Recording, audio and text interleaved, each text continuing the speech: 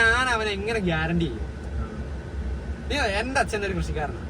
എന്റെ അച്ഛൻ എന്നോട് പറഞ്ഞു തന്നേക്കുന്നത് വെച്ചാൽ ഒരുത്തിന്റെ കയ്യിൽ നിന്ന് നമ്മള് മോശമായിട്ട് പൈസ വാങ്ങിക്കുന്നത് അത് നമുക്ക് ഉതകൂല. അതങ്ങനെ തന്നെയാണ്. അപ്പൊ ഞാൻ നിൽക്കട്ടെ, നീ എന്റെ അടുത്ത് ഒരു പ്രതീക്ഷയായിട്ട് വരുന്നവനാ. ഞാൻ നിനക്ക് അമിത പ്രതീക്ഷ തന്നിട്ട് നിന്റെ ഇന്ന് കാശ് വാങ്ങിച്ചു കഴിഞ്ഞാൽ ഞാൻ അത് എന്ത് ചെയ്യും? നീ തന്നെ ലോജിക്കലി ഒന്ന് ചിന്തിച്ചോ. ഇപ്പൊ ചിലപ്പോ നീ നിന്റെ ഭാര്യയുടെ കെട്ടുതാലി പണയം വെച്ചോ, അല്ലെന്നുണ്ടെങ്കിൽ വീട്ടിലെ പശുവിനെ വിറ്റിട്ടോ ഒക്കെയായിരിക്കും ഈ കാശ് വേണം. ഇല്ലെങ്കിൽ എവിടുന്നെങ്കിലും പലിശക്ക് എടുത്തിട്ടായിരിക്കും തരുന്നത്. ട്രാക്ക് എന്ന് പറയുന്ന സാധനം പോലെ നമ്മളെ കൊണ്ടേ പോകും.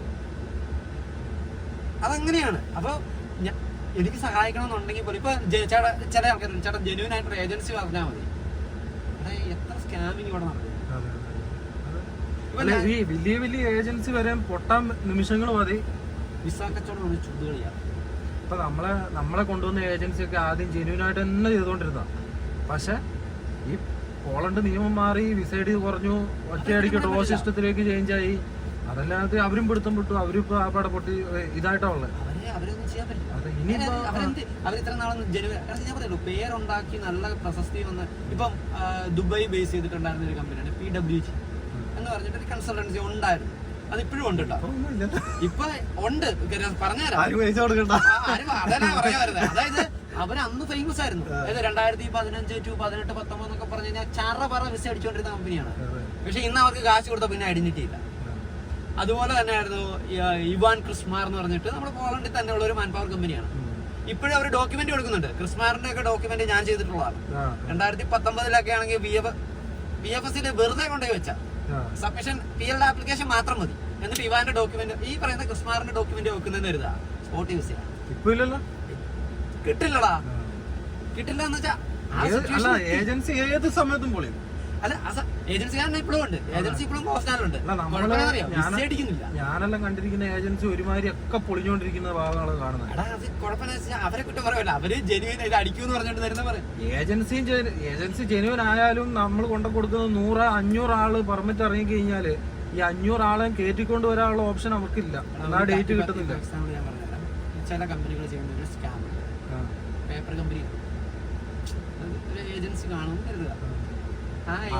അത് പറയുമ്പോ വേറെ കാര്യം പറഞ്ഞു. ഈ ഒരു വർഷം മുന്നേ ഒരു ഇവിടുത്തെ ആരോ ഒരു മിനിസ്റ്റർ എന്തോ അറസ്റ്റ് ചെയ്തു. കണ്ടമാനം പെർമിറ്റ് അടിച്ചിറങ്ങി. അത് സംഭവം എന്താണെന്ന് വെച്ച് കഴിഞ്ഞാൽ ഒരു ഏജൻസി ഉണ്ടെന്നില്ല. ആ ഏജൻസിക്ക് ഇപ്പൊ ഒരു കമ്പനി നമ്മൾ രജിസ്റ്റർ ചെയ്യുന്നു, കോർട്ടിൽ രജിസ്റ്റർ ചെയ്യുമ്പോൾ KRS നമ്മൾ ഡോക്യുമെന്റ് ഉണ്ട്. ആ ഡോക്യുമെന്റിൽ ആ കമ്പനിക്ക് എത്ര ഷെയർ ഹോൾഡേഴ്സ് ഉണ്ടെന്നും ആ കമ്പനിയിൽ എത്ര പേർക്ക് എംപ്ലോയീസ് ആയിട്ട് വേണ്ടി വരും അടുത്ത 5 വർഷത്തെ പ്ലാനിങ് വെച്ചിട്ടാണ് രജിസ്റ്റർ ചെയ്യുന്നത്. ബേസിക്കലി 5 പേർക്കുള്ള പദ്ധതി ഉള്ളൂ എന്ന് കരുതുക. ആ കമ്പനി ഒരു ടാക്സി കമ്പനി, ചെറിയ ടാക്സി കമ്പനി, ഒരു 5 വണ്ടിയുണ്ട്, 5 ഡ്രൈവേഴ്സിനെ വേണമെന്ന് വെച്ചാൽ ആ കമ്പനി എന്നിട്ട് ഒരു അഡ്വക്കേറ്റിനെ ഏൽപ്പിക്കുന്നു. ഒരു ലീഗൽ അഡ്വൈസറെ, ഹയറിംഗ് അഡ്വൈസറെ ഏൽപ്പിച്ചിട്ട് പറയുന്നത് എനിക്ക് ആളെ വേണമെന്ന് പറഞ്ഞാൽ ഏൽപ്പിക്കുന്നു. അയാൾ ഈ കമ്പനിയുടെ പേരിൽ 50 പെർമിറ്റ് എടുക്കും. പേപ്പർ കമ്പനി ഉണ്ട്, കമ്പനിക്ക് 5 പേരെ മതി, 50 പേര് വരും. എന്നിട്ട് ഇതിനകത്ത് 5 പേർക്ക് ചിലപ്പോൾ ജോലി കിട്ടുമായിരിക്കും. ബാക്കി 5 പേര് തേരപ്പറാണ്. കോഴി ഫാമില് ബാക്കിയുള്ളടത്ത് പോയി പണിയെടുത്ത് അവർ മെന്റലി ഡിപ്രസ്ഡ് ആവും. എന്നിട്ട് അവര് നെഗറ്റീവ് ഇടുമ്പോൾ തന്നെ അവരെ ഭീഷണിപ്പെടുത്തും. അതെ, അത് മാത്രമല്ല നാട്ടിലെ ഏജന്റ് വേറൊരു പരിപാടി കണ്ടിരിക്കുന്നത് അവിടുന്ന് എല്ലാരും ഞാനടക്കം ഇപ്പം വരുമ്പോ ഞാൻ പ്രതീക്ഷയോടെ ഞാൻ ഇങ്ങോട്ട് കയറി വരുന്നത്. അപ്പൊ ഞാൻ എന്റെ ഏജന്റ് വിളിച്ചിട്ട് പറയാം ഒരു വീഡിയോ എടുക്കട്ടെ, നീ എങ്ങനെയാന്ന് ചോദിക്കും. അപ്പൊ ഞാൻ സത്യം എന്റെ ഏജന്റ് അടിപൊളിയാ, കൊണ്ടുവന്ന സൂപ്പറാ, അടിപൊളി, ഒന്നും പറയാനില്ല. ഈ വീഡിയോ ഇവൻ സേവാക്കി വെച്ചിട്ട് ഇവൻ അവിടെ പോയി പെട്ട് കഴിയുമ്പോൾ ലാസ്റ്റ് പറയും ഈ വീഡിയോ എടുത്ത് പ്രൂഫായിട്ട് മറ്റുള്ളവരുടെ ഗ്രൂപ്പുകളിലേക്കൊക്കെ ഇട്ട് കൊടുക്കും. കൊണ്ടുവന്ന ഏജന്റ് ഞങ്ങളുടെ മുന്നിലിട്ട് ഒരു പയ്യനെ പറ്റി. അതായത് ഞാനടക്കമുള്ള ഒരു 5-6 പേര് ഞങ്ങൾ ഫ്രീ ആയിട്ട് ഞങ്ങൾ ഒരു രൂപ കൊടുക്കാതെ വന്നവരാണ്. ഞങ്ങളുടെ മുന്നിട്ട് തല്ലുന്നത് ഞങ്ങൾ കണ്ടു. അപ്പൊ ഞങ്ങൾ കയറി പിടിച്ചു. ഞങ്ങൾ ചേട്ടാ ഇവിടെ പറ്റില്ല, ഇവിടെ ഈ പരിപാടി പറ്റില്ല, നിങ്ങളെ കൊണ്ടുവന്നാണെന്നുണ്ടെങ്കിൽ നിങ്ങൾ നിങ്ങളുടെ ഹോസ്റ്റലിൽ കൊണ്ടിട്ട് എന്താണെന്ന് വെച്ചു. ഞങ്ങൾ നിൽക്കുമ്പോൾ കാരണം ഞങ്ങൾക്ക് നാളെ ഇതിന്റെ പുറകെ തൂങ്ങാൻ പറ്റൂല. ഇവരെന്തെങ്കിലും ഇന്ന് രാത്രി സംഭവിച്ചു പോയി ആരോട് സമാനം പറയും, നമ്മൾ തൂങ്ങണം അതിന്റെ പുറകെ. ഒരു ഉടുപ്പില്ലാതെ എണ്ണി 5 ലക്ഷം രൂപ വാങ്ങിച്ചിട്ട് അവൻ ഇവിടെ വന്നിട്ട് ഫേസ് ചെയ്ത കാര്യം പറഞ്ഞപ്പോ അവനെ തല്ലാൻ പിടിക്കുന്നത് ഇവിടുത്തെ ന്യായമാണ്. എന്നിട്ട് അത് രസം എന്നറിയോ, ഈ പറഞ്ഞ ഏജന്റിനെ എനിക്കറിയാം, ആള് മലയാളിയൊക്കെ തന്നെയാണ്. എന്നിട്ട് അതിനടി വരുന്ന അണ്ണ തലവര് നിങ്ങൾ എന്റെ ഗോഡാണ്, ഏത് സത്യാവസ്ഥ നമ്മൾ നേരിട്ട് കണ്ടിട്ടിരിക്കുവാണ്. മനസ്സിലായോ? അതാ പറയുന്നത്. ഇപ്പൊ ഈ ഞാൻ പറയാം, ജെന്യൂൻ ആയിട്ട് ഒരുത്തിന് വരണമെന്നുണ്ടെങ്കിൽ എളുപ്പ പരിപാടി പറഞ്ഞില്ല, സിമ്പിൾ പരിപാടിയാണ്. അല്ല അതും കൂടി പറയണം. ട്രെയിലർ ലൈസൻസ് ഇപ്പൊ മസ്റ്റാണ്. ഞാൻ പോയപ്പോ ലൈസൻസ് മാത്രമല്ല, ഇപ്പൊ നീ ഈ കമ്പനി വന്നപ്പോ നമ്മുടെ കമ്പനി വന്നപ്പോ നേരത്തെ ഞാൻ വരുമ്പോൾ എനിക്ക് ഡ്രൈവിംഗ് അറിയില്ല, എനിക്ക് ട്രെയിലർ ഓടിക്കാൻ വലുതായിട്ട് അറിയില്ല. അപ്പൊ ഇവിടുത്തെ സീനിയർ ആയിട്ടുള്ള മെക്കാനിക്ക് ഗുരുവരി ഞാൻ എന്നും പറയാം, എനിക്ക് ഓണർ കമ്മിറ്റ്മെന്റ് ഉള്ള പേഴ്സൺ. എന്നെ കൊണ്ട് വണ്ടിയും കൊണ്ട് പോയി. ഒരു റെഡ് കളർ PW എൻ്റെ ഇൻസ്റ്റാഗ്രാമിലുള്ള വണ്ടി. ഞാൻ എന്നോട് പറഞ്ഞു എടുത്ത് ചവിട്ടി വിട്ടോളാൻ പറഞ്ഞു. നമുക്കൊട്ട് തെക്കും വാക്കും വെട്ട് പിടിച്ച്. അപ്പോൾ വണ്ടി എഡ്ജ കയറി ഇറങ്ങിപ്പോന്നു. പുള്ളി ഒന്നും മിണ്ടിയില്ല. എല്ലാം കഴിഞ്ഞ് വന്നു കഴിഞ്ഞപ്പോൾ എന്നോട് റിവേഴ്സ് ഇടാൻ പറഞ്ഞു. ഞാൻ റിവേഴ്സ് ഒരു വിധം കുത്തി കയറ്റി കിട്ടും. അത് കഴിഞ്ഞിട്ട് പുള്ളി എന്നോട് പറഞ്ഞു നിനക്ക് ഈ വണ്ടിയാ ട്രിപ്പിന് റെഡി ആയിക്കോളാൻ പറഞ്ഞു. ഞാൻ ഇറങ്ങി ചെന്നിട്ട് പറഞ്ഞു സാർ എനിക്കൊരു കൺസേൺ ഉണ്ടല്ലോ, എനിക്ക് റിവേഴ്സ് എടുക്കാനില്ല. പുള്ളി ഇങ്ങനെ കഥയൊക്കെ തല കഴിച്ചിട്ട് ഓക്കെ എന്ന് പറഞ്ഞിട്ട് പുള്ളി പോയിട്ട് ഓഫീസിൽ പറഞ്ഞിട്ട് ഓഫീസിൽ എന്തോ പറഞ്ഞു. അന്ന് ഇവിടെ ആന്റോണി എന്ന് പറഞ്ഞിട്ട് വേറൊരു മാനേജറാണ്. ഞാൻ എനിക്ക് കമ്മിറ്റ്മെന്റ് ഉള്ളതിന്റെ കാരണം എന്താണ്, എന്നോട് ഇവര് പറഞ്ഞു. അപ്പൊ മേഡം എന്നെ വിളിപ്പിച്ചു. എന്നോട് പറഞ്ഞു നിനക്ക് ട്രെയിനിങ് ആണ് 2 ആഴ്ച ബേസിൽ. അന്ന് ഈ ബേസ് നിറച്ച് വണ്ടിയാണ്. ട്രെയിനിങ് വണ്ടി വെച്ചിട്ട് എല്ലായിടത്തും റിവേഴ്സ് എടുത്തോളൂ, ഞങ്ങൾ ക്യാമറ കൂടെ നോക്കുന്നു. അപ്പൊ ഇവിടെ അന്ന് പഴയ ഡ്രൈവർമാരുണ്ട്. എൽജോട്ടന്, കാർത്തികേട്ടന്, അനുപേട്ടന്, അങ്ങനെ കുറെ ഡ്രൈവർമാർ ഇവിടെ ഉണ്ട്. സുജിയേട്ടന്, നമ്മുടെ സുജിയേട്ടൻ. അപ്പൊ ഒരു ഡ്രൈവർ, ഒരു സീനിയർ ഡ്രൈവർ കയറിയിട്ടുണ്ട്. ചേട്ടാ ജീപ്പ് ഓടിയുമ്പോ അങ്ങനെയാണെങ്കിൽ ഇങ്ങനെ ഓടിക്കണം, മറ്റേ ഓടിയെന്നൊക്കെ പറഞ്ഞ് എനിക്കാകെ ഭ്രാന്തായി. ഇതിനെപ്പറ്റി ഐഡിയ ഇല്ലാത്ത ഒരാളോട് ഇങ്ങനെ എല്ലാം മനസ്സിലാവും. എന്നിട്ട് ഞാൻ പതുക്കെ നേരെ എന്നിട്ട് സുജിയേട്ടനോട് പറഞ്ഞു എന്റെ നിസ്സഹാവസ്ഥയാ. അപ്പൊ മഹേഷ് ചേട്ടനോട് ഉണ്ട്, മഹേഷ് ചേട്ടൻ. അപ്പൊ ഞാൻ സുജിയേട്ടനോടോ മഹേഷേട്ടനോടോ മഹേഷ് ചേട്ടാ എനിക്ക് വണ്ടി ഓടിക്കാൻ അറിയില്ല. നമ്മുടെ നിസ്സഹാവസ്ഥ നമ്മള് പറയാ അറിയില്ല. അപ്പൊ മഹേഷ് ചേട്ടൻ പറഞ്ഞു എടാ നീ വരാൻ പറഞ്ഞു. അപ്പൊ മഹേഷ് ചേട്ടൻ അന്ന് ഞാൻ ഓർക്കുന്നത് മഹേഷ് ചേട്ടൻ ഇവിടെ നിൽക്കും, വണ്ടി അവിടെ കിടക്കുകയാണ്. എന്നിട്ട് ഇങ്ങനെ വട്ടം കറങ്ങി വന്ന് റിവേഴ്സ് ചെയ്ത് എന്നോട് പറഞ്ഞിട്ട് ഓടി കൂടുതലാണ്, അതാണ് പ്രശ്നം. മഹേഷ് ചേട്ടൻ കാര്യങ്ങളൊക്കെ പറഞ്ഞു തന്നിട്ട് പിന്നെ സുജിയേട്ടൻ വണ്ടിക്കകത്ത് കയറി. ഒരാഴ്ച ട്രെയിനിങ് ആയിരുന്നു. 2ാമത്തെ ആഴ്ച ഞാൻ ഇങ്ങനെ എടുത്തിട്ട് പഠിച്ചു ഗിർഗറി നടുക്കോട്ട് നിന്നിട്ട് പറഞ്ഞു ഇന്ന് നിന്റെ ലാസ്റ്റ് ടെസ്റ്റാണ്, അത് തിങ്കളാഴ്ചയാണ് ലാസ്റ്റ് ടെസ്റ്റാണ്, ഇന്ന് പാസ്സായില്ലെങ്കിൽ പിന്നെ പോകാൻ പറ്റുമല്ലോ കേട്ടോ എന്ന് പറഞ്ഞു. അപ്പൊ റെഡ് വണ്ടിയാണ് എന്നോട് പറഞ്ഞു ആ വണ്ടി എടുക്കാൻ പറഞ്ഞു. വണ്ടി എടുത്തു കുറെ പുള്ളി പറഞ്ഞിട്ട് അവിടെ ലെഫ്റ്റ് ഇട്ടോ ഇപ്പുറത്ത് റൈറ്റ് ഇട്ടോ, അതായത് ബ്ലൈൻഡ് ഇട്ടോ എന്നൊക്കെ പറഞ്ഞു. എല്ലാം കഴിഞ്ഞപ്പോൾ പറഞ്ഞു കുറുവ നീ your A professional driver go എന്ന് പറഞ്ഞു. പൊക്കോളാൻ അന്ന് ആ ട്രെയിനിങ് എനിക്ക് അന്ന് കിട്ടി. പിന്നീട് ഞാൻ വന്നിട്ട് ഞാൻ 2 ട്രെയിനീസിനെ കൊണ്ട് അതിനകത്ത് ഒരാൾക്ക് റിവേഴ്സ് എടുക്കാൻ ബുദ്ധിമുട്ടായിട്ട് ഞാൻ അവിടെ ലൈനിൽ ഇട്ടിട്ട് റിവേഴ്സ് എടുക്കാൻ കൊടുത്തു. അത് കഴിഞ്ഞിട്ട് അവിടെ ഇട്ട് പഠിപ്പിച്ചിട്ട് ഇവിടെ കൊണ്ടുവന്ന് റിവേഴ്സ് എടുപ്പിച്ചു. അത് നടന്നിട്ട് ഒരു 3 മാസമായത്. പക്ഷെ ഇന്ന് ഇവിടെ ട്രെയിനിങ് വണ്ടിയില്ല. എന്റെ മുമ്പിൽ വന്ന ആളുണ്ട് രാജേട്ടന് ഫസ്റ്റ് വണ്ടി കൊടുത്തായിരുന്നു 2 ദിവസം. അത് കഴിഞ്ഞപ്പോഴത്തേക്കും വണ്ടിയില്ല. അത് കാരണം എന്താണ്? ഞാൻ വന്നപ്പോ ഇല്ല. ഇവർക്ക് വേണ്ട ട്രക്ക് ഡ്രൈവറെ അല്ല, ട്രെയിലർ ഡ്രൈവറെയാണ് വേണ്ടത്. അതായത് അന്ന് എനിക്ക് കിട്ടിയ ഓപ്പർച്യൂണിറ്റി ഇന്ന് പലർക്കും കിട്ടുന്നില്ല.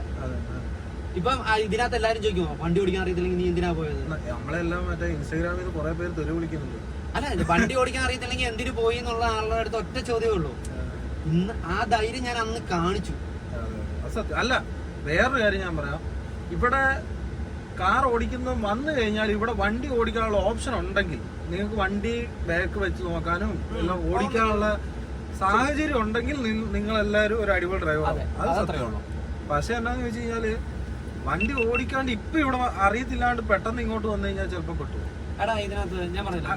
വേറെ പ്രശ്നമുണ്ട്. നല്ല നല്ല കമ്പനിയിലേക്ക് വരുന്ന അവര് പറയും ഞങ്ങക്ക് വേണ്ട പൊക്കോളാൻ പറയും പെട്ടെന്ന്. അല്ല വേറൊന്നുണ്ട്, എന്നെ പോലുള്ള ഒരു ഒറ്റയ്ക്കായിരിക്കും കമ്പനിയിലേക്ക് വരുന്നത്. നമ്മുടെ കമ്പനി വന്ന ഗുണം എന്നാന്ന് വെച്ചാൽ എല്ലാവരും നല്ല അടിപൊളിയാണ്. അല്ല വേറെ എല്ലായിടത്തും തന്നെ മലയാളി ചവിട്ടിപ്പത്തോളം. ഇപ്പൊ ഞാനിവിടെ പറയാം, ഞാൻ എന്റെ വണ്ടിയും കൊണ്ട് പോയി ഒരു മഞ്ഞിനകത്ത് പോയിട്ട് ഓരോരുത്തർ എല്ലാം അടിച്ചു കിട്ടി. നമുക്ക് ഫസ്റ്റ് എക്സ്പീരിയൻസ് ആണ്. അല്ല വേറെ ഉണ്ട് ആ ചുമല വണ്ടി എന്ന് പറഞ്ഞു കഴിഞ്ഞാൽ ഓരോ കിണ്ണം കാച്ച വണ്ടി കൂടെ വെട്ടിയും പോയാൽ പോലെ അങ്ങോട്ട് ചെന്നു ഒരു ചവിട്ട് വണ്ടി എല്ലാം അടിച്ചു പോയി. അപ്പൊ വേറെ ഉണ്ട് അന്ന് എല്ലാം അടിച്ചു പോയി. എല്ലാം അടിച്ചു പോയപ്പോൾ ഇവിടുത്തെ ഒരു സീനിയർ ഡ്രൈവർ ഉണ്ട് സജിത്ത് സജിത്തിട്ട് ആ വണ്ടി എല്ലാം അടിച്ചു. വീഡിയോ കാണിക്കടാന്ന് ചേട്ടാ ഇതാ അവസ്ഥ അനക്കണ്ടാന്ന്. ഈ അനക്കരുത് വണ്ടി മേളിൽ പോയി കമ്പനിക്കാരെ വിളിക്കാൻ പോകും. കമ്പനിക്കാരെ വിളിച്ച് അവന്മാരെ നേരെ വന്ന് ചടവടയെന്ന് ബുൾഡോസറിന് വലിച്ചു നിർത്തിയിട്ടുണ്ട്. കാരണം പുള്ളിക്ക് ലോക്കായി എല്ലടിച്ച് വണ്ടി നിൽക്കുകയാണ്. ലോക്കായെന്ന് വെച്ചാൽ പിന്നെ വണ്ടി നിവർക്കാൻ പറ്റും നമുക്ക്. പക്ഷെ നിവർക്കുന്നത് കറക്റ്റ് അല്ലാന്നുണ്ടെങ്കിൽ വണ്ടി എല്ലാം കൂടെ ഒരു 10-20 അടി താഴ്ചയിലോട്ട് പോകും. കാലുവണ്ടിയും കൂടെയാ, ചവിട്ടാൻ നിൽക്കൂല. അപ്പൊ അന്ന് അങ്ങനെ ഒരു ഇൻസിഡന്റ് ഉണ്ടായി. എന്നെ സൈത്തേട്ടൻ, അപ്പൊ സൈത്തേട്ടനെ ഞാൻ രാത്രി വിളിക്കുന്നത്. സൈത്തേട്ടാ വെളുപ്പ് ഒരു പുലർച്ചെ ഒരു 6:30-7 മണിയായിട്ടേ ഉള്ളൂ. സൈത്തേട്ടാ ഇങ്ങനെ ഒരു പ്രശ്നമുണ്ട്. സൈത്തേട്ടൻ പറഞ്ഞു കാണിക്കടാന്ന് പറഞ്ഞു. അതൊക്കെ കാണിക്കാൻ പറഞ്ഞു. നീ ഒന്നും ചെയ്യണ്ട ഇപ്പോഴാന്ന് പറഞ്ഞു. അങ്ങനെ വലിച്ചു തീർത്ത് വണ്ടി എടുത്തോണ്ട് പോകുന്നു. അതാണ് ഇവിടുത്തെ ഡ്രൈവർമാരെന്ന് പറഞ്ഞു കഴിഞ്ഞാൽ എല്ലാവരും പരസ്പരം എല്ലാവരും ഒരു റെസ്പെക്ട്. ചവിട്ടിക്കുത്ത് അങ്ങനത്തെ പരിപാടികളില്ല. അപ്പൊ എനിക്ക് ഇവിടെ വരുന്നതും വരെ എനിക്ക് ഭയങ്കര പേടിയായിരുന്നു. പക്ഷെ നമ്മളെല്ലാം വന്ന് പെട്ട സുജിയേട്ടൻ ഈ പറഞ്ഞ ഇതിനകത്ത് എന്നാന്ന് വെച്ച് കഴിഞ്ഞാൽ ഞാൻ പറഞ്ഞു എനിക്ക് എക്സ്പീരിയൻസ് ഇല്ലായിരുന്നു. എനിക്ക് വണ്ടികൾ അധികം എക്സ്പീരിയൻസ് ഇല്ലാത്ത ആളായിരുന്നു. പക്ഷെ ഞാൻ അത് കഴിഞ്ഞിട്ടാണെന്നുണ്ടെങ്കിൽ ഞാൻ ഇതിനകത്ത് ബേസിക്കലി ഞാൻ പറയുന്നത് എന്താണെന്ന് വെച്ചാൽ ഇങ്ങോട്ട് വരുവാണെന്ന് ഞാൻ വണ്ടി ഓടിച്ച് എക്സ്പീരിയൻസ് ഇല്ലാത്തതുകൊണ്ടാണ്. എന്തുകൊണ്ടത് പറയാം അങ്ങനെ തരുന്നില്ല. അങ്ങനെ ഒരു പ്രശ്നം കൂടി ഉണ്ടല്ലോ. അങ്ങനെ വരണമെന്ന് പറയുന്നത് എന്തുകൊണ്ടാന്ന് വെച്ച് കഴിഞ്ഞാൽ നാട്ടിൽ നിന്ന് ഇപ്പൊ ലൈലാൻഡ് വണ്ടി ഓടിച്ച ഒരാൾ ഇവിടെ വേണമെങ്കിൽ അയാൾക്ക് ആകെ കൺഫ്യൂഷൻ. പക്ഷേ തലയില്ലാത്ത ഒരുത്തം വരുവാണെന്നുണ്ടെങ്കിൽ അവൻ എന്ത് നാട്യശാസ്ത്രം എന്ത് നടനശാസ്ത്രം ക്യാച്ചാവും. വണ്ടിപ്രാന്തും കൂടെ ഉണ്ടെങ്കിൽ പെട്ടെന്ന് നമ്മൾ റെഡിയാവും. അത് കഴിഞ്ഞിട്ട് അപ്പൊ ഞാൻ അറിയാം അങ്ങനെ ഒരു ഇൻസിഡന്റ്. പക്ഷെ ഇന്നെന്ന് പറഞ്ഞ സിറ്റുവേഷൻസ് മൊത്തം മാറി. ഇന്ന് ഇവര് പ്രൊഫഷണൽ ഡ്രൈവേഴ്സ് മാത്രമേ എടുക്കുള്ളൂ. അപ്പൊ കോവിഡ് കഴിഞ്ഞു, കുറെ പേര് മരിച്ചുപോയി, അത് ഫില്ലായി. അത് തന്നെയാണ് പുതിയ ആൾക്കാർ വരുന്നതിന് അവർക്ക് എന്തൊക്കെ സ്റ്റൈഫൻഡ് ആനുകൂല്യങ്ങളൊക്കെ ഇവിടുത്തെ ഗവൺമെന്റ് കൊടുക്കാൻ തുടങ്ങി. അപ്പൊ അതൊക്കെ കൊണ്ട് തന്നെ ഷോർട്ടേജ് ആയി. ഇനി എങ്ങനെ വരാം? ഇപ്പൊ കുറെ പിള്ളേർ നമ്മളോട് ചോദിക്കും, ചേട്ടാ നിങ്ങൾ ചെന്ന് രക്ഷപ്പെട്ടപ്പോ നിങ്ങൾ ഇങ്ങനെയൊക്കെ പറയുന്നു, ഞങ്ങൾ ഇങ്ങനെ വരാതിരിക്കാനുള്ളത്. ഇനി എങ്ങനെ രക്ഷപ്പെടാന്നുള്ളതിനൊരു ഐഡിയ കൂടെ പറഞ്ഞുതരാം. ലിങ്ക്ഡിൻ, ഇന്നീഡ് അങ്ങനെയുള്ള കുറച്ച് ജോബ് ഓറിയന്റഡ് സൈറ്റുകളുണ്ട്. അപ്പൊ ഞാൻ ആ സൈറ്റുകളെല്ലാം നിനക്ക് ഞാൻ പറഞ്ഞു തരാം. നീ എന്റെ ലിങ്ക് ഇട്ടേക്ക്. അതിനകത്ത് എല്ലാം അക്കൗണ്ട് രജിസ്റ്റർ ചെയ്യുക, ഫുൾ അക്കൗണ്ട് രജിസ്റ്റർ ചെയ്യുക. എന്നിട്ട് യൂറോപ്പ CV എന്ന് പറഞ്ഞ സാധനം, യൂറോപ്പ CV ഉണ്ടാക്കാം. ഏതൊരാൾക്കും മൊബൈലിൽ ഉണ്ടാക്കാൻ പറ്റും. ഓക്കെ, അത് വേണമെങ്കിൽ ഉണ്ടാക്കുന്ന ഒരു വീഡിയോ നമുക്ക് ചെയ്ത് കൊടുക്കാം. അതിനുശേഷം ജോബ് ഹണ്ട് ചെയ്യാം. ജോബ് ഹണ്ട് ചെയ്യാന്ന് വെച്ചാൽ പോളണ്ടിൽ 11ഓളം ടെറിട്ടറീസ് ഉണ്ട്. ഓക്കെ, നേരെ എടുക്കുന്നു. ഇപ്പൊ നമ്മുടെ നാട്ടുകാർക്ക് എല്ലാവർക്കും അറിയുന്നതാണ് വാർസോ, ക്യാപിറ്റൽ, ക്രാക്കോ, കാറ്റോയിസ്, ഇതൊക്കെ നമ്മുടെ നാട്ടുകാർക്ക് എല്ലാവർക്കും അറിയുന്നതാണ്. ജസ്റ്റ് ഇത്ര ചെയ്താൽ മതി. മൊബൈൽ എടുക്കുന്നു, ട്രക്കിംഗ് കമ്പനി ഇൻ പോസ്റ്റാൻ. അപ്പൊ ഒരു 150 കമ്പനി കാണിക്കുമല്ലോ. ഓരോ കമ്പനിയുടെ വെബ്സൈറ്റിൽ കയറുക. വെബ്സൈറ്റിൽ കയറിയിട്ട് കോൺടാക്ട് ചെയ്യുക. കോൺടാക്ട് എന്ന് പറയുന്ന മെനുവിനകത്ത് ഇല്ല. അവിടെ ആ കമ്പനിയുടെ മെയിൽ ID കൊടുത്തിട്ടുണ്ടാവും, മൊബൈൽ നമ്പറും കൊടുത്തിട്ടുണ്ടാവും. മൊബൈൽ നമ്പർ എടുത്തിട്ട് വാട്സാപ്പിൽ സേവ് ചെയ്തിട്ടുണ്ടോ എന്ന് നോക്കാം. മെയിൽ ID ഉണ്ടെങ്കിൽ മെയിൽ ID എടുത്തിട്ട് അതിനകത്ത് application for international truck driver. എന്നിട്ട് ഹലോ സാർ, എന്റെ പേര് ഇന്നതാണ്, എനിക്ക് ഇത്ര വർഷം എക്സ്പീരിയൻസ് ഉണ്ട്, ഞാനൊരു ഇന്ത്യൻ സിറ്റിസൺ ആണ്, ഞാനൊരു ജോബ് ഓപ്പർച്യൂണിറ്റി നോക്കുന്നുണ്ട്, നിങ്ങൾക്ക് എന്നെ സഹായിക്കാൻ സാധിക്കും, എന്റെ സ്കിൽസ് ഇന്നതൊക്കെയാണ്, ഞാൻ ഇന്ന രീതിയിൽ. ബേസിക് ഇംഗ്ലീഷും വേണം കേട്ടോ, അല്ലാണ്ട് നടക്കൂല. ട്രെയിലർ ലൈസൻസ് മസ്റ്റ് ആയിട്ടും വേണം. അപ്പൊ ഇതിപ്പം പറയുമ്പോൾ തന്നെ അവർ ചോദിക്കും, ചേട്ടാ ഇത്രയൊന്നും ഇംഗ്ലീഷ് ഞങ്ങൾക്ക് അറിയില്ല. അതല്ല, ട്രെയിലർ ലൈസൻസ് ഇപ്പൊ ഇവർക്കെല്ലാം മനസ്സിലായി തുടങ്ങി. പണ്ട് ഓട്ടോറിക്ഷ ഓടിച്ചവനും ആ സാധനം വെച്ചിട്ട് ഇവിടെ ചേഞ്ച് ആയിരിക്കും. അപ്പൊ എന്താ വെച്ചാൽ ഇങ്ങനെ ഒരു മെസ്സേജ് അയച്ചിട്ട് ഇവന്റെ യൂറോപ്പ CV, ലൈസൻസ്, എന്തെങ്കിലും എക്സ്പീരിയൻസ് സർട്ടിഫിക്കറ്റ് ഉണ്ടെങ്കിൽ അത്. ഇപ്പൊ ഗൾഫ് എക്സ്പീരിയൻസ് ഉള്ള ഒരുപാട് ആൾക്കാരുണ്ട്. അവര് ഗൾഫ് 1000 എണ്ണം അയക്കും. ഗൾഫിൽ നിന്ന് വരുന്നവരാണെങ്കിൽ അവർക്ക് ലൈസൻസ് ഇപ്പൊ ചേഞ്ച് ആയി കിട്ടും. നാളെ നിയമം മാറുമെന്ന് അറിയത്തില്ല, ഇപ്പൊ ചേഞ്ച് ആവും. അതേപോലെ ഗൾഫിൽ നിന്ന് വരുന്നവർക്കാണ് ആ ട്രെയിലർ ലൈസൻസ് വെച്ചിട്ട് വന്നാൽ ഒരു 1000 പേർക്ക് അയക്കും. 1000 പേർക്ക് അയക്കുമ്പോ 1-2 ഈ നിങ്ങൾ ചോദിക്കും അങ്ങനെ വന്നില്ലെങ്കിലോ, ഞാൻ കാണിച്ചു തരാം. ഇത് ഇപ്പൊ എന്റെ മെയിൽ ബോക്സ് ആണ് കേട്ടോ, നീ തന്നെ നോക്കിയോ. ഇത് സെൻഡ് ബോക്സ് ആണ്, ആപ്ലിക്കേഷൻ ഫോർ ഇന്റർനാഷണൽ ഡ്രൈവർ. ഇത് മുഴുവൻ അതാണ്, മൊത്തം അങ്ങനെ ഇതുണ്ടോ. ഇത് നമ്മുടെ കമ്പനിയിൽ നിന്ന് എനിക്ക് റെസ്പോണ്ട് ചെയ്തേക്കുന്ന എലിസബത്ത് റോൺസ്കി, നമ്മുടെ കമ്പനിയിൽ നിന്ന് ഇട്ടേക്കുന്ന.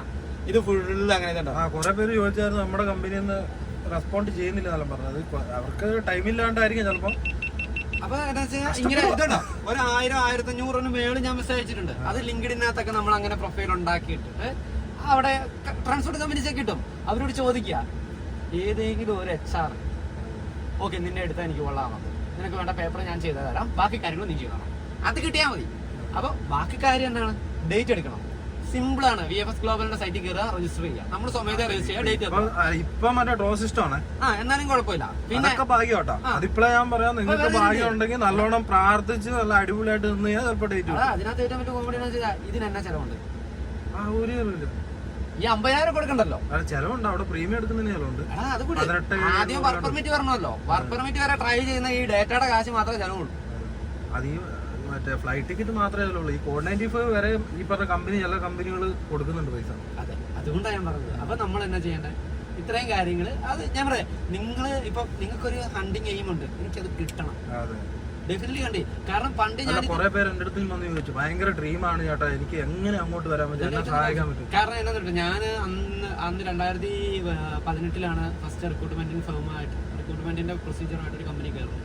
അന്ന് കയറുന്ന RGR എന്ന് പറഞ്ഞൊരു യൂറോപ്പിലെ ഫേമസ് കമ്പനിയാണ്, റിക്രൂട്ട്മെന്റ് ഫേം തന്നെയാണ്. അവരുടെ ഡ്രൈവർമാരെ ഫില്ല് ചെയ്യാനില്ല, അങ്ങോട്ട് ബസ് ഡ്രൈവർമാരെ വരെ നമ്മൾ വലിച്ചു കയറ്റിയാണ്.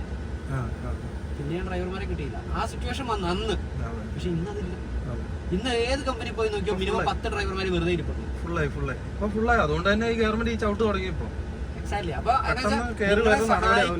സഹായിക്കാതിരിക്കുക, അല്ലെന്നുണ്ടെങ്കിൽ ഞങ്ങൾ അവിടെ ചെന്നിട്ട് നിങ്ങളെ കൊണ്ടുപോകാതിരിക്കുക, ഇതൊന്നും അല്ല ഇതിനകത്ത് പ്രശ്നം. ഒരു ഓപ്പർച്യൂണിറ്റി ഉണ്ടെങ്കിൽ നിങ്ങളെ ഇപ്പൊ എന്റെ കൂട്ടത്തിലുള്ള ഇപ്പൊ എന്റെ തൊട്ടടുത്ത് നിൽക്കുന്ന നീ നന്നായി കഴിഞ്ഞാൽ 10 രൂപ കടം നിന്നോട് ഇരിക്കും. ഞാൻ അങ്ങനെ വിശ്വസിക്കുന്നു. നന്നായാലും എന്റെ കൂട്ടുകാർ വന്നാൽ എന്റെ നാട് എന്റെ രാജ്യം. ഇപ്പൊ വേറൊന്നുമല്ല പറഞ്ഞത്. ഇപ്പൊ നിനക്കൊരു 10 രൂപ കിട്ടി, നല്ലൊരു സൗഹൃദം കിട്ടി, നാളെ എനിക്കൊരു മോശം സിറ്റുവേഷൻ വന്നു, എനിക്ക് ധൈര്യമായിട്ട് നിന്നോട് ഒരു 10 രൂപ വായ്പ ചെയ്യാം. ഇല്ലെങ്കിൽ വേണ്ട, നീ കയറിയേക്കുന്ന ഒരു നല്ല കമ്പനിയിലാണ്, ആളിയാ വിളിച്ചു നോക്കാം, ആളിയാ അവിടെ വേക്കൻസി വല്ലതും ഉണ്ടോ. അപ്പൊ നിനക്ക് നല്ല, ഇപ്പൊ നിന്നെ ഞാൻ ഉപദ്രവിച്ചിട്ടില്ല എന്നുള്ളൊരു ഫീലിംഗ് നിനക്കുണ്ടെങ്കിൽ അളിയാ നീ ഒരു കാര്യം ചെയ്യും, ഇന്ന മെയിലോട്ട് അയച്ചു, ഞാൻ പറഞ്ഞേക്കാം. അല്ല, നമുക്ക് മെസ്സേജ് അയക്കുന്ന കുറെ പേർക്ക് നമ്മള് ഈ ട്രെയിലർ ഡ്രൈവർമാർക്കെല്ലാം അത്യാവശ്യം കമ്പനിയും കാര്യങ്ങളൊക്കെ നമ്മൾ പറഞ്ഞു കൊടുക്കുന്നുണ്ട് കേട്ടോ. നമ്മളെ കൊണ്ട് ആവുന്ന നമ്മൾ പറയുന്നുണ്ട്. പിന്നെ മാക്സിമം ഞാനൊരു കാര്യം പറയാം, ഒരു കാര്യം അതൊരു എന്റെ സജഷൻ ഉണ്ടോ, ഒരേ സമയം ഒരു 15 പേർക്കുള്ളൊന്നും ഒരു കമ്പനിയിലോട്ട് പോകരുത്. കാരണം സാധനം വെട്ടി കുറയ്ക്കുന്ന മാത്രമല്ല പ്രശ്നം, ചെന്നവനും ഗുണമില്ല, വരുന്നവനും. അത് ശരിയാ, നമ്മളെ ആൾക്കാർ ചെയ്യുന്നുണ്ട്. പിന്നെ കള്ളു കുടിച്ച് അലമ്പാക്കുന്ന ടീംസാണ്. പിന്നെ വേറെ മാക്സിമം അഗ്രസീവ് ആവാതിരിക്കുക. ഇവര് ഫുള്ള് സൈലന്റ് ആണ്, പീസ്ഫുൾ ആണ്, എല്ലാം റെസ്പെക്ട് കൊടുക്കേണ്ടടുത്ത് റെസ്പെക്ട് കൊടുക്കും. ഇന്നലെ നമ്മൾ വണ്ടിയും കൊണ്ട് വന്നു, നമ്മുടെ കമ്പനി പറഞ്ഞു എന്നോട് ചോദിച്ചു എന്ന് പോകാൻ പറ്റും. ഞാൻ പറഞ്ഞു എനിക്ക് ലൈസൻസ് കളക്ട് ചെയ്യണം. ഓക്കെ, നിനക്ക് എപ്പോഴാണ് ഫ്രീ ആവുക? ഞാൻ പറഞ്ഞു അത് കിട്ടി കഴിഞ്ഞാൽ ഓക്കെയാണ്. വണ്ടിക്ക് എന്തെങ്കിലും പണിയുണ്ടോ? ഞാൻ പറഞ്ഞു ഇന്ന പണികൾ എടുക്കുന്നുണ്ട്. ഓക്കെ, നീ ഒരു കാര്യം ചെയ്യും, വണ്ടി അവിടെ കൊണ്ട് കിട്ടും, മെക്കാനിക്ക് അത് റെഡി ആയിക്കോളും. അവരുടെ ആ പ്രൊസീജിയർ കറക്റ്റാക്കി ചെയ്തു. ഇനി എന്റെ അവൈലബിലിറ്റി നോക്കി. അപ്പൊ എന്നോട് അത് കഴിഞ്ഞ് നമ്മൾ വണ്ടി കഴുകാനായിട്ട് കൊണ്ടുവന്ന് നിന്നപ്പോഴാണ് പറയുന്നത്, നിനക്ക് തിങ്കളാഴ്ച ചൊവ്വാഴ്ച വൈകുന്നേരം ട്രിപ്പ് ഇട്ടാൽ പോകാൻ പറ്റുമോ? അതായത് അവർക്ക് നമ്മൾ റെസ്പെക്ട് കൊടുക്കുന്നു, അവർ നമുക്ക് റെസ്പെക്ട് കൊടുക്കുന്നു. അത് ഗീവ് റെസ്പെക്ട്, ടേക്ക് റെസ്പെക്ട്. അല്ല, എനിക്ക് പറ്റിയ ഒരു അർത്ഥം പറയട്ടെ, ഇവിടെ വണ്ടി നിയമം ഭയങ്കരമാണ്. ഇവര് റോഡിലൊക്കെ പെട്ടെന്ന് വന്ന് ക്രോസ് ചെയ്യും. അങ്ങനെ ഒരു പ്രശ്നമുണ്ട്. കഴിഞ്ഞ ദിവസം ഒരു അമ്മച്ചി അവിടെ നിൽക്കുന്ന സീബ്ര ലൈനിൽ കൂടെ വരുവാ, ഞാനും വേറൊരുത്തിനും ഭർത്താനും പറയാം, ഞാനാ വണ്ടി ഓടിക്കുന്നത്. പെട്ടെന്ന് വന്ന് ചാടി കയറി, പുള്ളിക്കാരി നടന്നു വന്നു. ഞാൻ ബ്രേക്ക് എടുത്ത് പേടിച്ചു. ഇതിപ്പോ കമ്പനി തന്ന പേപ്പറാണ്, സംഭവം വെള്ള പേപ്പറാണ്, വേറെ കുഴപ്പമൊന്നുമില്ല. സംഭവം വിനീസ് എന്ന് പറയുന്ന റോഡ്, ആ റോഡ് നമ്മള് സ്ഥിരം ആക്സസ് ഉള്ള റോഡാണ്. അതിനകത്ത് 6 കിലോമീറ്റർ അധികം സ്പീഡ്. അതായത് വണ്ടിക്ക് അവര് പറഞ്ഞേക്കുന്ന സ്പീഡ് എന്ന് പറഞ്ഞു കഴിഞ്ഞിട്ടുണ്ടെങ്കിൽ 75 വരെയാണ് മാക്സിമം പോകാൻ പറ്റുക. 81 പോയത്. അതിന് 6 കിലോമീറ്റർ വ്യത്യാസത്തിന് അവർ ഇട്ടേക്കുന്ന ഇതാണ്, ഫൈനാണ് 104 യൂറോ എന്ന് പറയുമ്പോ ഏറെക്കുറെ 450-500 സ്ലോട്ടി 10,000 രൂപ. അതായത് ഇതിനകത്ത് ഏറ്റവും വലിയ കോമഡി എന്താന്ന് വെച്ച് കഴിഞ്ഞാൽ ഇത് അടിച്ചേക്കുന്നത് 13/1/2024.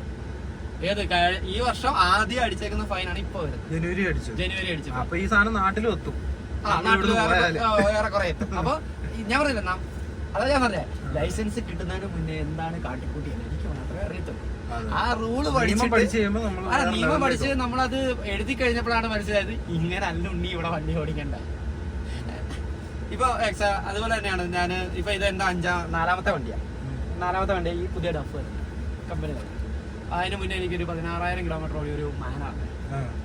അത് കഴിഞ്ഞിട്ട് ഡഫിയുടെ ഡെലിവറി എടുക്കാൻ പോയപ്പോ തന്നെ ഇവിടുത്തെ മുതലാളി ഉണ്ടായിരുന്നു. ഞങ്ങൾ 5 പേരാ പോയത്. ഞാൻ ഈ വണ്ടി ഡെലിവറി എടുത്തു. അപ്പൊ എന്നാ വെച്ചാൽ അവര് ചെയ്തൊരു കാര്യമുണ്ട്, ഞങ്ങളെ കൊണ്ടുപോയിട്ട് അവിടുത്തെ ഡഫിന്റെ ആൾക്കാർ ഞങ്ങൾക്ക് ട്രെയിനിങ് തന്നു, ഇങ്ങനെയാണ് ഈ വണ്ടി ഓടിക്കേണ്ടത്. എന്നിട്ട് നമ്മുടെ മുതലാളി നമ്മളോട് പറഞ്ഞത്, നിങ്ങൾ ഇത് ഡഫ് ഓടിക്കുന്ന ആൾക്കാർക്ക് പറഞ്ഞു കൊടുക്കുക. 5 പേർക്ക് അവർക്ക് ട്രെയിനിങ് കൊടുക്കാൻ പറ്റുള്ളൂ. അവരത് കൊടുത്തു ബാക്കിയുള്ളവർക്ക് പറഞ്ഞു കൊടുക്കുക. കാരണം ഇവിടുത്തെ എംപ്ലോയർമാരും തൊഴിലാളികളും തമ്മിലൊരു സിങ്കുണ്ട്. ഇവിടെ സ്ട്രൈക്ക് ഇട്ട പരിപാടിയില്ല. നിനക്കൊരു സാധനം ഇഷ്ടപ്പെട്ടില്ലേ, അതെ സാർ എനിക്ക് ഇഷ്ടപ്പെട്ടില്ല, പരിപാടി കഴിഞ്ഞു. നാട്ടിലെ ശരിക്കും പറഞ്ഞൊരു നമ്മളൊക്കെ ഇവിടെ വരാനല്ല കാരണം. ശരിക്കും നാട്ടിലെ പിടിപ്പുകാട് കൊണ്ടല്ല, ഭരിക്കുന്നവരായിരിക്കാം, എന്തും ആയിക്കോട്ടെ, നല്ല രീതിയിൽ ഞാൻ എനിക്ക് ഫീൽ ചെയ്ത കാര്യമുണ്ട്. നാട്ടിൽ നീ ട്രക്ക് ഓടിച്ചിട്ട് എവിടെയെങ്കിലും കഴിച്ചത് നിനക്കൊരു റെസ്പെക്ട് കിട്ടില്ല. ഞാൻ ഒത്തിരി ഓടിച്ച ഞാൻ ലാസ്റ്റ് നമ്മളെ ഏറ്റവും കൂടുതൽ പോകുന്നത് ഇറ്റലിയാണ് നമ്മൾ ഏറ്റവും കൂടുതൽ പോകുന്നത്. പല ആൾക്കാരെ നമ്മൾ മീറ്റ് ചെയ്യും. അപ്പൊ താടി ഉള്ളതുകൊണ്ട് ഇവര് കരുതുക